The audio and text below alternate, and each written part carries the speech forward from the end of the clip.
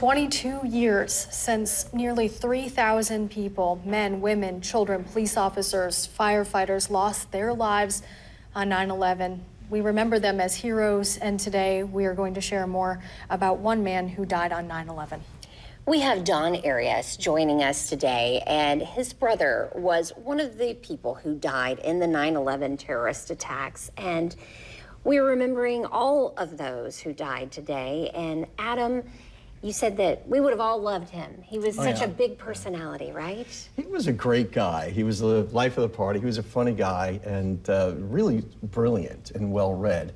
When he was a little boy, we used to call him the 40-year-old midget because, you know, he would have these adult conversations like, where did that come from, you know? And he had memorized all the presidents of the United States. By the time he was 8 years old, he knew them all, frontwards and backwards, their wives' names, the whole deal. So he was an incredible person. And that's the ironic thing, or the really sad and tragic part of 9/11, is that the average age of the person killed in the towers was 37 years old. And that's how old my brother was when he died. And what were some of the things he enjoyed most? You said he liked singing, and he could be anyone at karaoke, Don. He could. He was just a great singer. He just liked to have a good time. And he loved the city. He loved Manhattan. That was like his deal. He lived on Staten Island, so he was part of what we call the B&T crowd, which is the Bridge and Tunnel crowd. Okay. Right? You go from, you know, Staten Island or New Jersey into Manhattan every day. Manhattan, New York City has a population of 8 million people. You know, during the day it swells to 11 million people. Right. So that's how many commuters you have. He was one of those, but no, he just loved that city life. And you were actually with the Air Force when this happened. I was a public affairs officer for 1st Air Force in the continental United States NORAD region out here at Tyndall Air Force Base, and I hosted a show there called 1st Air Force Now. It was broadcast on a military network known as the Warrior Network. So my boss, General Arnold, great patriot, great man, he was the guy who was in charge of the air defenses of the United States on 9/11, and that's a whole other story. But he sent me down to Ground Zero to report on conditions on the ground. And I went to also go look for my brother. I got there on the 15th with a cameraman by the name of Louis Beeslick, who was an alumni of this station, oh, by the way. And I went to my old firehouse in Manhattan. And then I was also a New York City firefighter at one point, back when I had hair and muscle mass. And we went down to Ground Zero, reported into a command post, got down to Ground Zero, and I shot a report down there.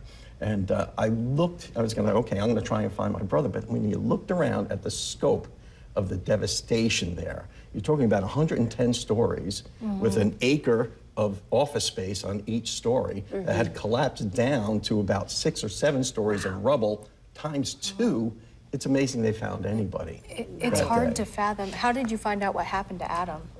Evidently, they had recovered his remains the very same day on 9/11. He was the 10th set of remains that were recovered, but the medical examiner's office was so overwhelmed, we didn't get him back until 10 days later. So in that respect, you know, as a 9/11 family member, we are very fortunate that we were able to put him to rest. And now he's in a family plot on Staten Island. But many other families didn't get that. No. Their loved ones were reduced to biological stains. Yeah, right. And here you've got, and I saw another story here where they just identified some remains 22 years later. And still about 1,000 need to be identified. And not to get too graphic, but they were finding body parts on rooftops blocks away. Wow. So that is the size and scope of the evil that transpired that day. And it's something we really shouldn't forget, because there are people out in the world that would love to do this again. What is your message to the people who are watching today? I don't think we should ever forget, and we shouldn't minimize this like some people tend to do. And, you know, they call it Patriot Day, which is fine. I'm okay with that. But, and I know people who have, regrettably, their birthdays on 9/11, so what do you do? But I think we should keep it a solemn day. If you're going to throw a party, make it the 10th. Make it the 12th. Don't do it on the 11th. I mean, keep this a solemn and sacred day. And if you believe, like I do, in a higher power, you should pray for those souls that were lost that day. Absolutely. Pray and think of them. Don, thank you for being here today and sharing more about Adam and your story on 9/11, too. Thank you so much for having me. Thanks. We'll be right back here on News Channel 7 today.